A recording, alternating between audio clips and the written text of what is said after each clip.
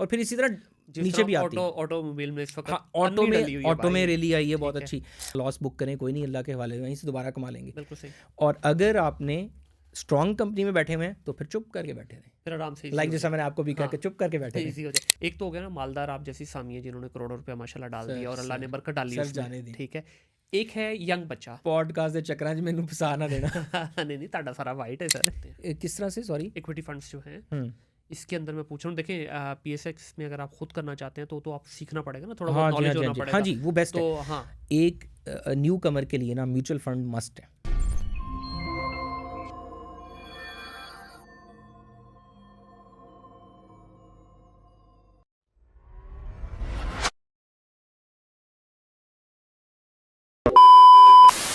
बिल्कुल सही है। अच्छा ये ओकाशा, अभी जब हम ये बात करते हैं कि जी इस कंपनी में इन्वेस्ट कर लें, इसमें कर लें, इसके इतने वर्थ है, इसकी इतनी नेटवर्थ है, यार अगर इन कंपनीज के पास ये इतने बिलियंस ऑफ रुपीस या डॉलर की नेटवर्थ है तो ये अपने आप को स्टॉक एक्सचेंज में क्यों रजिस्टर्ड करते हैं? इसके पीछे क्या लॉजिक है? अच्छा, इसके लिए ना आपको प्राइवेट इन्वेस्टर भी तो ले सकते हैं ये। अच्छा, इसमें आपको ना हिस्ट्री में जाना पड़ेगा। मैंने आपको इसलिए कहा था ये जो हमारी पॉडकास्ट है दिस विल बी डिफरेंट। आपको पता है कि स्टॉक एक्सचेंज की हिस्ट्री क्या है?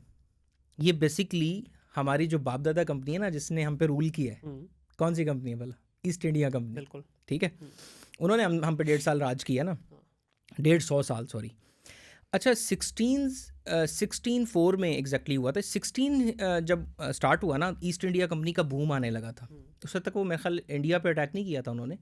ये इंडिया में तो आया ना 80s में, जी 18 सेंचुरी में। ये बात है 16 की। अब 16 सेंचुरी में ना बेसिकली उनका प्रॉब्लम ये था कि वो सारा उस वक्त जितना भी कार्गो है ना वो बाय शिप ही जाता था। ठीक अब है। रास्ते में लुटेरे पड़ जाते थे, उनका एक नाम भी होता है, मैं भूल गया, बहरी कज़ाक, बहरी क्या कहते हैं? कज़ाक, हाँ हाँ, वो लूट लेते थे रस्तों में क्योंकि उस वक्त ट्रेडर हाँ। तो अब ईस्ट इंडिया कंपनी के लिए ये बहुत बड़ा चैलेंज था। और फिर ना ईस्ट इंडिया कंपनी ने ये देखा कि यार हमारे पास ठीक है कैपिटल तो बहुत है, मसलन उनके पास मिलियन ऑफ पाउंड्स होंगे, बट एक और उससे बड़े बड़े मुल्क की उनके पास ना अपॉर्चुनिटी थी, लेकिन उसके लिए उसको 10x और चाहिए था। अब दो तरीके होते, दो ही तरीके रहे हैं पूरी दुनिया में, बल्कि पहले तो एक ही तरीका होता था कि आप किसी बैंक से लोन ले लें, सही।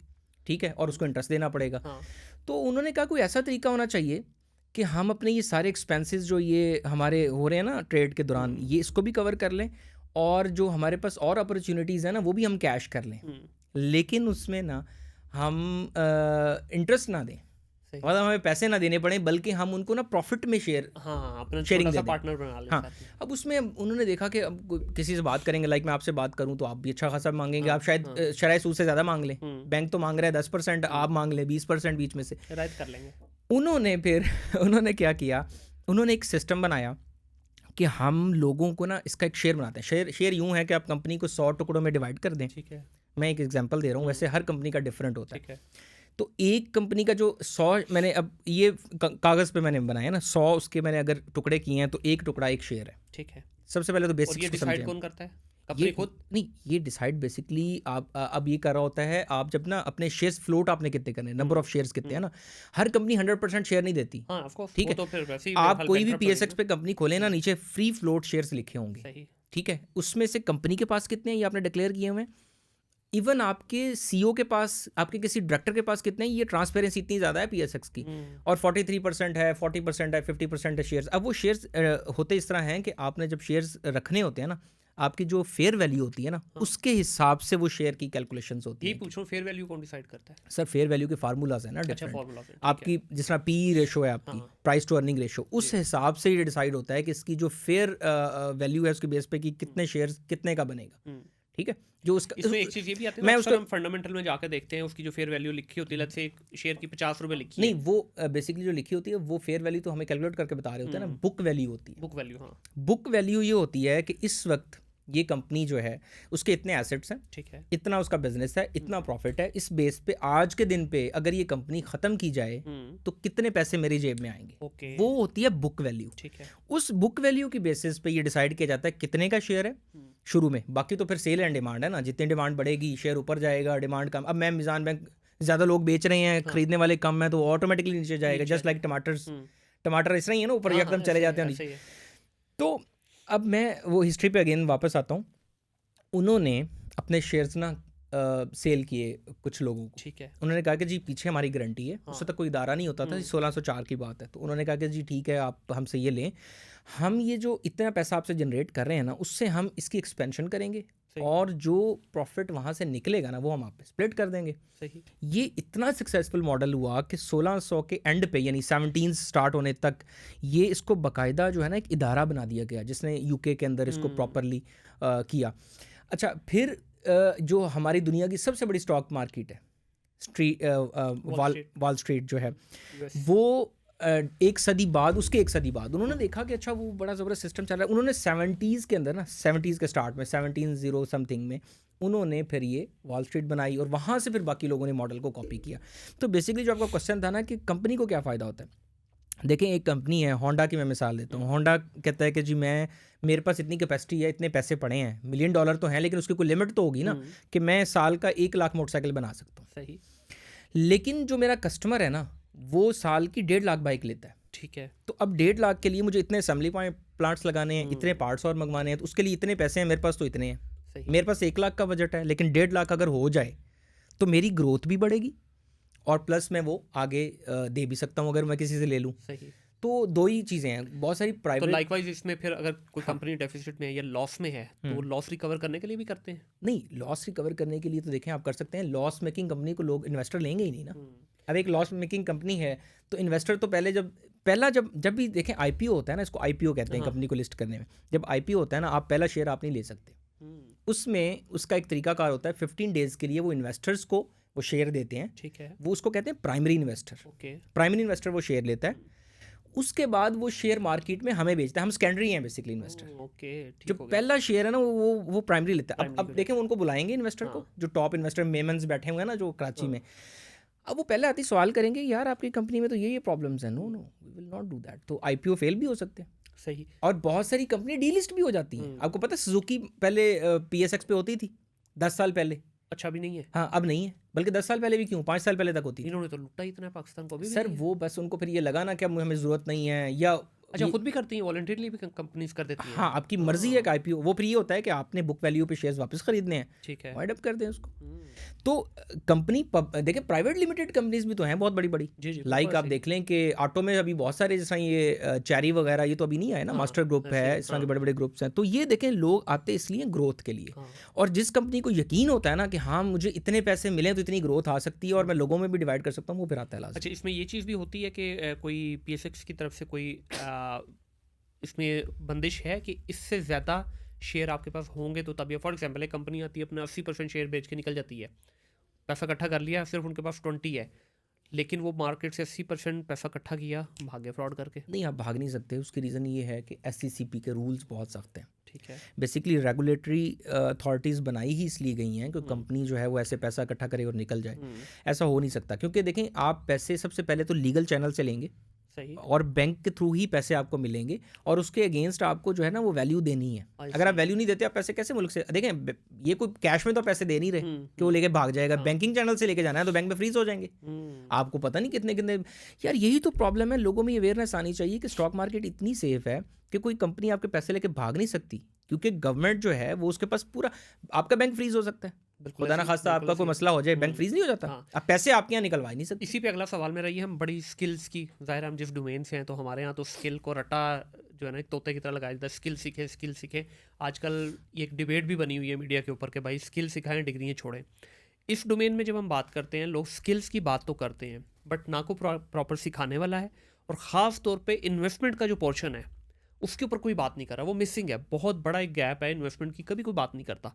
तो उसके ऊपर आप क्या कहना चाहोगे कि यार ठीक है स्किल है बट किस तरह से इन्वेस्ट किया जाए, इसको सीखा कहाँ से जाए, क्या कोई इदारे हैं जो प्रॉपर वाकई इसकी सही ट्रेनिंग करवा रहे हैं? अच्छा मुनीर भाई, स्टॉक मार्केट ना इतनी भी कोई टफ चीज़ नहीं है, लेकिन वही अनफॉर्चुनेटली बात है कि इस पर कंटेंट ही अवेलेबल नहीं था आज से 2-3 साल पहले, तो बिल्कुल ही नहीं। अभी भी उस लेवल पे नहीं है जितना क्रिप्टो पे पड़ा हुआ है या जितना कमोडिटीज़ पे पड़ा हुआ है। हाँ एग्जैक्टली। तो इसमें ना अभी काफ़ी सारे इदारे हैं बहुत अच्छा काम कर रहे हैं। हमारे उस्ताद हैं अब्दुर्रहमान नजम, ARN फाइनेंशियल्स के नाम से चलाते हैं, वो बहुत अच्छा कोर्स है। सरमाया वाले बहुत अच्छा काम कर रहे हैं उसमें, स्पेशली जो उन्होंने सैयद फराज हैं वो टेक्निकल्स देखते हैं, और फिर उसके अलावा दूसरे हैं अच्छा, उसमें ना सरमाया बहुत अच्छा काम कर रहा है, उसमें लाइक भाई हैं, लाइक ठीक है। रहमान भाई, वो काफ़ी अरसे से काम कर रहे हैं। फिर उनके अलावा उनके पार्टनर हैं सैयद फराज, उन्होंने अपनी इवन वो ब्रोकरेज हाउस भी बनाया हुआ है, सैयद फराज एजेंसीज। ठीक है। इसके अलावा भी लोग हैं, लेकिन अभी ना सिलेक्टिवली बहुत कम लोग हैं इसमें। और अच्छा, इनके भी मैंने जब स्टार्ट में लर्निंग करनी थी, मैंने इनके कोर्सेज लिए हैं। Sorry to say that, courses बहुत अच्छे हैं, बट उसमें ना प्रॉब्लम ये है कि बेसिक का ना जो सिरा पकड़ना होता है ना, लाइक कि अब फॉर एग्जांपल मेरा पहला शेयर, बिगनर है बिल्कुल। हाँ, मेरा पहला क्वेश्चन ये, शेयर है क्या, हाँ शेयर बेचा कैसे जाता है, बड़ी कॉमन चीज़ें हैं। हाँ, एक अब आम वो बंदे को कहेंगे नहीं ये पता होता। अब ये चीज़ें उसमें नहीं दी हुई, उसमें डायरेक्ट सेक्टर्स को डिस्कस किया हुआ है, ये ऑयल सेक्टर है, ये फर्टिलाइजर सेक्टर है, ये है, उसमें ठीक है उन्होंने फार्मूलाज भी बताए हैं, लेकिन देखें जब तक मेरी बेस ठीक नहीं होगी ना, एग्जैक्टली। तो इसको मैंने ना, आप कहीं से भी कोर्स लें, मैंने अभी ये इसीलिए प्लान किया है कि मैं ना 2-3 वर्कशॉप्स ऐसी बनाऊंगा कि आप उसके बाद ना जो बेसिक्स है ना, वो इतने अच्छे तरीके से कवर हों कि स्टॉक मार्केट आपको मक्खन की तरह लगने अब लगे। देखिए इसमें ना एक तो इसमें चीज़, बहुत सारे लोगों की ज़रूरत है आने की, बहुत सारे लोग आएँ इसमें इसमें। उकाशा बल्कि यही है, ये ज़रूरी भी है कि देखिए एडवांस लेवल का जो है ना वो बात की बातें हैं, वो सीख ही जाता है। जिस बंदे के पास थोड़ी सी सिरा पकड़ा जाए ना, जी वो जी। एडवांस पे पहुंच ही जाता है। अब जिस तरह हमारी ई कॉमर्स की जर्नी स्टार्ट हुई बेसिक से बिल्कुल, उसके बाद 90% हमारा बच्चा सारा गोरों का कोर्स देखना शुरू हो ऐसे ही गया। है, ऐसे ही बट अगर हमें बेसिक ना मिलती, हम गोरे तक पहुंच ही ना पाते। एग्जैक्टली। तो इसमें भी वही इसमें भी चाहिए। बड़े बड़े गोरे हैं आपका। अब जो आप देख लें, जितने भी बड़े इन्वेस्टर्स हैं वो सारे हमारे यूएसए से ही हैं। हाँ ऐसे ही है। आप उन इन्वेस्टर्स तक तब पहुंचेंगे, वारेन बफेट आप तब बनेंगे जब आपको यहाँ के अल्लाह दिता का पता होगा कि यार यहाँ का बिल्कुल स्टार्ट कैसे है। देखिए फंडामेंटल ऑफ जो आप कह लें कि इन्वेस्टमेंट, वो पूरी दुनिया में सेम है। चले गोरे की भी बात की आपने, तो यहाँ पे एक सवाल ही पूछ लेता हूँ आपसे कि एक और बड़ी डिबेट चलती है इस डोमेन के अंदर कि जनाब हम पाकिस्तान से बाहर इन्वेस्ट नहीं कर सकते, ख़ास तौर पे वॉल स्ट्रीट में। वॉल स्ट्रीट एक बज़वर्ड है ना दुनिया के लिए, बड़ा फैंसी आता है इसमें कि भाई वॉल स्ट्रीट में जाना है। क्या हम पाकिस्तान से बैठ के बाहर किसी भी लेट्स से वॉल स्ट्रीट में या इंडिया की स्टॉक एक्सचेंज में या मिडल ईस्ट की स्टॉक एक्सचेंज जी के जी अंदर इन्वेस्ट कर सकते हैं लीगली? जी जी, बिल्कुल लीगली अब ये आप कर सकते हैं। उसमें पहले ये होता था कि पहले आपको ना अकाउंट बनाना पड़ता था थ्रू सम कुछ ब्रोकरेज हाउस, आप कह लें कि थर्ड पार्टीज़ हैं जिनके थ्रू जी। आप जाते थे। लेकिन उसमें भी प्रॉब्लम ये है कि वो आपको ना सेफ्टी नहीं होती थी कि वॉलेट में कोई मसला ना हो जाए, कोई भाग ना जाए। अब जिस तरह देखें ना, स्टॉक पाकिस्तानी स्टॉक मार्केट में आप काम कर रहे हैं, तो उसके पीछे ना गवर्नमेंट बैक पूरा एक ब्रोकरेज हाउस बैठा है, तो गवर्नमेंट पीछे बैठी हुई है ना। इसी तरह मेरे अंकल हैं, वो पाकिस्तान में भी करते हैं, नॉर्वे में भी करते हैं, और वो यूएसए में भी करते हैं, लेकिन उनकी गवर्नमेंट ने अलाउ किया हुआ यूएसए में करना, वो लीगली वहाँ से पैसा मूव कर सकते हैं। तो रिसेंटली अभी फैसेट के नाम से एक ऐप आई है, आप फैसेट करें। Facet spell हाँ, कर दीजिए इसके। FASSET, आई थिंक सो, मैं इसका एग्जैक्टली देख लेता हूँ। हाँ, FASSET, ठीक ये है। इस तरह का इसका लोग ओके। बना हुआ है। अच्छा, ये SEC ने रेगुलाइज किया इसको, मतलब प्लस पॉइंट ये है कि इसके पीछे इदारा खड़ा है। ठीक है, बिल्कुल सही। फैसेट जो है ना, इसको डिजिटल बैंक कहा गया है, it's just like a digital bank. इसमें जो इसका कार्ड है ना, आप उसको इवन फॉरेन में भी यूज़ कर सकते हैं USD रख के। अच्छा। और इवन इसके अंदर आपने अगर क्रिप्टो रखी हुई है ना, लेके क्रिप्टो आप ले सकते हैं लीगली। और इसमें आप इवन जो है स्टॉक्स भी ले सकते हैं, अमेरिकन एप्पल, स्मैथ, कुछ टॉप के 30-40 स्टॉक्स इन्होंने लिस्ट कर दिए हैं इसके ऊपर। ओके। इसमें इवन ETFs भी हैं, ETFs होते हैं जिसमें आप, वो भी करेंगे आगे जाके हाँ, discuss करते ETFs में इन्होंने कुछ कर दिए, सिल्वर और गोल्ड के ETFs भी हैं। हैं। आई सी, आई सी। तो ये एक बड़ा पॉजिटिव पॉइंट है। मैं आपको बता रहा हूँ ना कि 2025 में ये बड़ी खुशखबरी लोगों के लिए है कि इदारे एक्टिव हुए हैं, उन्हें समझ आना शुरू हुई है। अभी क्रिप्टो काउंसिल बन गई है, हाँ बिल्कुल। और क्रिप्टो पे भी आप लीगली जाएंगे, आपको पता होगा। तो आप देखें, यही सबसे बड़ा फेयर था ना कि इदारा नहीं पीछे खड़ा हुआ, उन्होंने कहा जी पकड़ लिया तो मार देंगे आपको, सारे जब्त कर लेंगे। ये अभी बेचारे डकी हुई, यही बता रहा है ना कि FIA वाले ने निकाल लिया इतना 11 करोड़ के उसके। तो प्रॉब्लम यही है कि लोगों को ना वो सिक्योरिटी का एक वो नहीं था। तो अब ये फैसेट के थ्रू आप इन्वेस्ट कर सकते तो हैं। लाइकवाइज अगर कोई बाहर का बंदा यहाँ पाकिस्तान स्टॉक एक्सचेंज में करना चाह रहा है तो वो भी कर सकता है? हाँ, बिल्कुल कर सकता है। जो फॉरेन ओवरसीज़ पाकिस्तानी है, उनके लिए अकाउंट अब बहुत नहीं, ईजी। पाकिस्तानी का ना हो, पाकिस्तानी वाला तो कर लेगा ना। सर, आपको पता है कि फॉरेनर्स की बहुत बड़ी इन्वेस्टमेंट आती है। अच्छा। जो फीपी लिपी के नाम से एक डाटा आता है, एग्जैक्ट मैं शायद गलत बोल रहा हूँ, तो वो जो एक रिपोर्ट आती है ना, वो हर तकरीबन दूसरे तीसरे दिन, बल्कि डेली भी आती है जब मार्केट एंड होती है। आज मसलन मार्केट अभी 4:30 क्लोज हो गई है ना, तो अभी आ चुका होगा ठीक डाटा, शाम तक आ जाएगा। उस डाटा में ये बताते हैं कि म्यूचुअल फंड्स ने आज कितनी बाइंग की, आपकी इंश्योरेंस कंपनीज ने कितनी बाइंग की, वो भी करते हैं। फिर आपके फॉरेन इन्वेस्टर्स ने कितनी बाइंग की। ओके। आपका फॉरेन इन्वेस्टर यहाँ पर बहुत ज़्यादा, जब से ये बुल रन ऑन हुआ है ना, तो बहुत ज़्यादा इन्वेस्ट किया अच्छा, फॉरेन इन्वेस्टर की जब आप बात कर रहे हैं कि can and single individual also invest, या वो एक एंटिटी के तौर पे आते हैं? यार मुझे इसका एग्जैक्टली नहीं पता कि वो अकाउंट बना तो सकते होंगे, क्योंकि यहाँ पर वो डिफरेंट जगहों पे इन्वेस्ट कर रहे हैं, तो जो डाटा आता है उसके अकॉर्डिंगली वो इंस्टीट्यूट्स तो नहीं होते, फॉरेन इन्वेस्टर्स ही कहा जाता है, तो इट मीन्स कि उसमें सिंगल भी होते होंगे, बिल्कुल बट सही। मुझे ये कंफर्म नहीं है, तो उसको हम थोड़ा ये है कि बाद में इसको ऐड कर सकते हैं। बिल्कुल ठीक है। अच्छा, अभी हम अगर इसकी बात करें कि म्यूचुअल फंड्स जो हैं, बल्कि म्यूचुअल फंड से पहले हम सेक्टर्स पे आ जाते हैं। इसकी सेक्टर की बड़ी गेम होती है जनाब, इस सेक्टर में जाना है, इस सेक्टर में नहीं आना, और सेक्टर की भी एक ख़ास तौर पे डेटा पब्लिश किया जाता है at the end of the day कि आज इस सेक्टर ने इतना परफॉर्म किया। व्हेन वी से सेक्टर, तो उसमें जितनी भी उस सेक्टर से रिलेटेड कंपनीज होंगी, लेट्स से बैंकिंग है तो बैंकिंग में जितने भी बैंक सारे होंगे, एनर्जी है, इसी तरह फर्टिलाइज़र है, या ऑयल एंड गैस है, तो इनका क्या सीन है? अच्छा, मैं आपको बताता हूँ, ये ना रैलीज आती हैं सेक्टर्स में, लाइक जैसे आपने सुना होगा आज ऑयल सेक्टर में बड़ी रैली आ गई, ये हफ्ता ऑयल का है।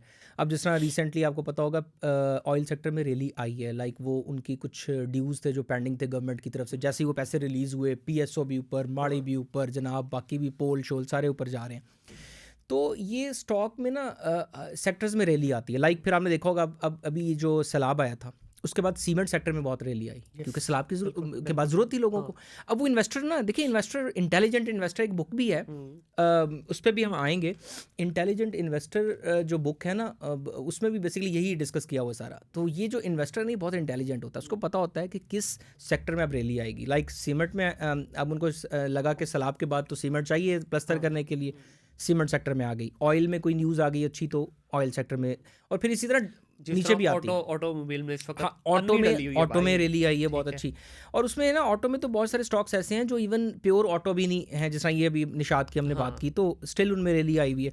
इसी तरह हर सेक्टर के अंदर ना बैंक्स में रैली, बैंक्स ने इतना प्रॉफिट दिया 2025 में, इतनी रैली आई है। यूबीएल पहली कंपनी है जो $4 ट्रिलियन की कंपनी बन चुकी है, सॉरी $4 बिलियन की। 4 बिलियन, ठीक है। हाँ ठीक है, तो यानी एक कंपनी जो OGDC है वो एक बड़े अरसे से $3.5 बिलियन की कंपनी थी, तो फर्स्ट टाइम ऐसा हुआ है कि यूबीएल बैंक उड़ के $4 बिलियन का एक कंपनी बन गई है। तो उसमें बैंक में बहुत रैली आई।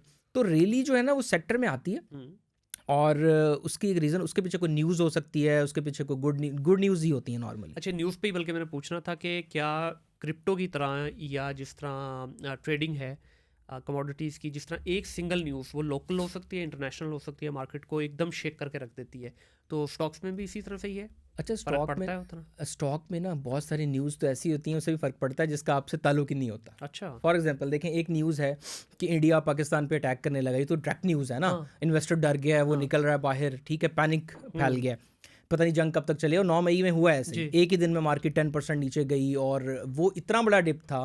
और ये हम इस पे अभी डिस्कस कर लेते हैं कि जो डिप बाइंग है ना वो यही होती है। जो इंटेलिजेंट इन्वेस्टर है ना वो ये कहता है कि जब लोग भाग रहे हो ना तो शेयर तब एंटर होता है।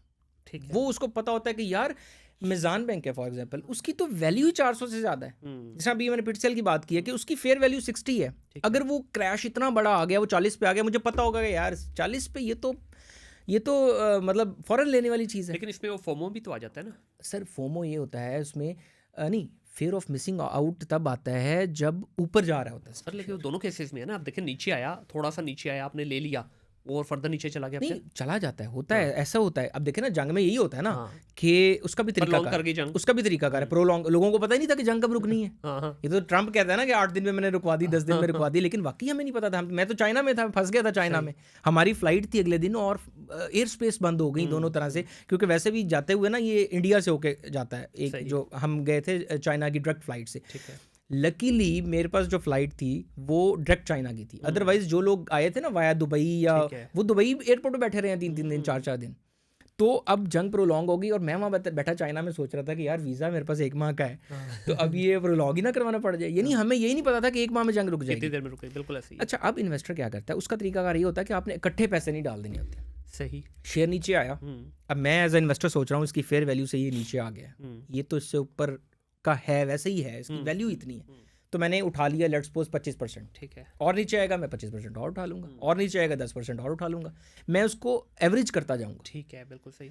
तो बजाय ये कि आप, अच्छा उसमें होता पता क्या है कि यार हले और थल्ले देख लीजिए, हो सकता है, ये अक्सर होता है कि जिस दिन एकदम निकल जाता है। हाँ यही हुआ, जिस आज हमें था पैनिक क्रिएट है, ये रात को अनाउंस हो गया कि जंग बंद हो गई, ठीक है। अगले दिन मार्केट 10% ऐसे ऊपर गई और यकीन करें शेयर मिला ही नहीं। अच्छा, इस डोमेन के अंदर ज्यादा बहुत बड़ी फ्लक्चुएशन नहीं होती ना क्रिप्टो की तरह, सर- जिसका 30-40% एक दिन में भी गिर जाता है crypto के एग्जैक्टली अंदर। इसमें 10% का लॉक होता है। आप अच्छा, लॉ कैसे नीचे नहीं आ सकता? नहीं, कोई भी शेयर है वो 10% से ऊपर, या अगर वो पेनी शेयर है तो $1 से ऊपर नहीं जा सकता, या $1 से नीचे। ओके। 10% का लॉक है मार्केट को भी। अच्छा, मार्केट अच्छा, 10% से ऊपर नीचे नहीं जा सकती, शेयर 10% से ऊपर नीचे नहीं जा सकता। हम्म, 10% नीचे आ सकता है, ये 10%, ये जो कहते हैं ना अपर लॉक लग हाँ, गया, हाँ, लोअर हाँ, लॉक लग गया, बेसिकली ये वो परसेंटेज की ओके, बात हो ये रही वो होती है कि वाली ये चीज़ लॉक हो गया। यानी 10% ऊपर चला गया तो वो शेयर की ट्रेडिंग बंद हो जाएगी बिल्कुल सही है। ऑटोमेटिकली। सिक्योरिटी फीचर है और ये पाकिस्तान में है, ये इवन यूएस स्टॉक में भी नहीं है। वहाँ अच्छा। तो 20-20% भी देखिए, ये गिर जाते बहुत हैं। बड़ा एक ये आपको बहुत बड़ा edge मतलब एज मिलता है कि यार 10% कुछ भी नहीं है एक इन्वेस्टर के लिए ना, क्योंकि उसको पता है रिकवरी भी आसानी से हो जाएगी। जिस तरह आपको याद होगा 2 हफ्ते पहले जी मैं जी। आपको कॉल किया, यार आकाश टेंशन हो गई, तुसी क्या पान सत्तू पी के सो जाओ। ठीक है, अभी सत्तू खत्म नहीं हुए, पीते रहो, नहीं, दोबारा यही हुआ है recover कर गया। साजगार में भी, जो साजगार की रैली हाँ। आई है उसमें यही हुआ है कि 10% का लॉक लग गया। हाँ। हमने कहा कल लेंगे, कल उठे हैं तो सुबह 3 मिनट में लॉक लग गया 3 मिनट में लॉक लग और गया। उसके बाद लोगों ने फिर प्रॉफिट टेकिंग भी की। हाँ, ऐसे तो ही है। इसलिए जब लॉक्स लग रहे हो ना तो फिर आपको अगर तो फेयर वैल्यू से कम है तो उसमें ना तरीकाकार ये होता है कि स्टॉक मार्केट खुलने से ना 15 मिनट पहले आप ट्रेड लगा सकते हैं।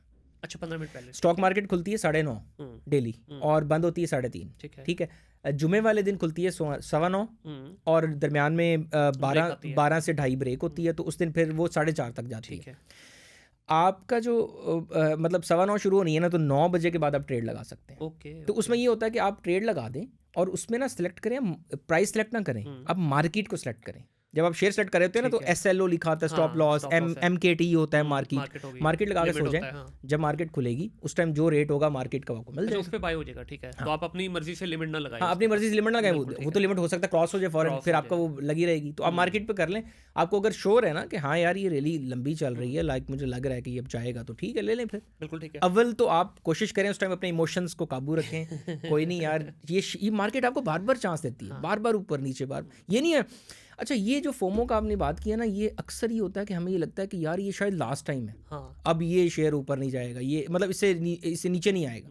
ये सर और मार्केट अच्छा, इसमें एक और बड़ी न्यूज़ चलती है जी कि कुछ भी हो जाए, मार्केट महीने में 1 या 2 चांस आपको लाजिम देती है, बाइंग के भी और सेलिंग के भी। हाँ जी। इसमें कितनी हकीकत है? देखें, लाजमी चांस बाइंग और सेलिंग की बात करें, दोनों का होता है ना कि लेट्स से आपका एक लॉस है तो एक टाइम महीने में 1 या 2 दफा लाजिम आता है कि आप उसकी रिकवरी कर सकते हैं या अच्छा कम लॉस इसमें ना आप दो चीज़ें देखें, कुछ शेयर्स ऐसे होते हैं जो बांझ होते हैं, ठीक है, वही वाली बात पेनी शेयर्स वाली ना, पेनी शेयर्स के मुतालिक ना अब उसमें यह है कि आपने वो शेयर उठा लिया, वो हो सकता है उसमें दोबारा सट्टा हो ही ना। सही सही। ठीक है, बहुत सारी शेयर्स इसमें सट्टा होता है। अब प्रेमा, अच्छा अच्छी कंपनीज में भी होता है, प्रेमा बहुत अच्छी कंपनी है, हाँ, सबसे प्रीमियम दूध जो यहाँ पे ऑस्ट्रेलियन काऊ का मिलता है और आपका डेयरी चीज़ें प्रोडक्ट्स हैं प्रेमा की हैं, बिल्कुल। लेकिन प्रेमा में जितना सट्टा होता है किसी और में नहीं होता।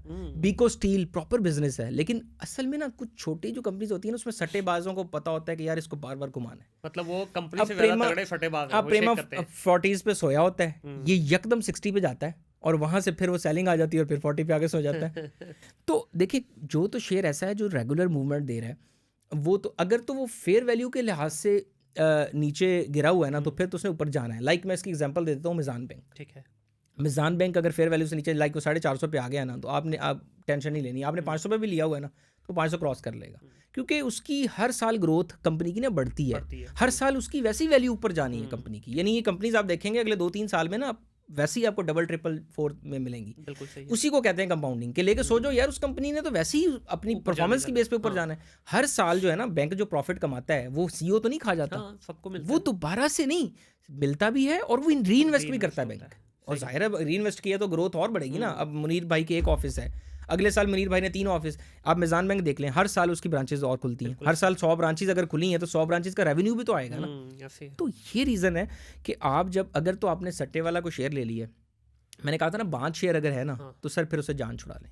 मैंने एक शेयर लिया था, मैंने अपने उस्ताद को दिखाया, एक डॉक्टर साहब है, उससे ना मैं टेक्निकल सीखता था, तो मैंने डॉक्टर साहब को दिखाया, कहते यार ये बेफैज़ है, बेच दे इसको। मैंने कहा सर मेरा तो इसमें इतना लॉस है, कहते पैन और वधना ही है लॉस, ये कहीं और लगा दोगे तो शायद ये वापस रिकवरी हो जाए।